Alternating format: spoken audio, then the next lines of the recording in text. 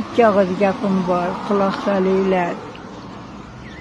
8ta tug'uvdim. 8 bolani onasiman. Undan uchib ketdi, olamga o'tib ketdi. Qolgan qutchalari yuribdi yanimda. Rossiyaga ketganlardan hech qanday daragi yo'q. Nimaga bunday qilishar ekan?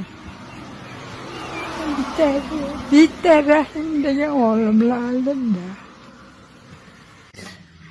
Mo'chida ham katta qizim bor.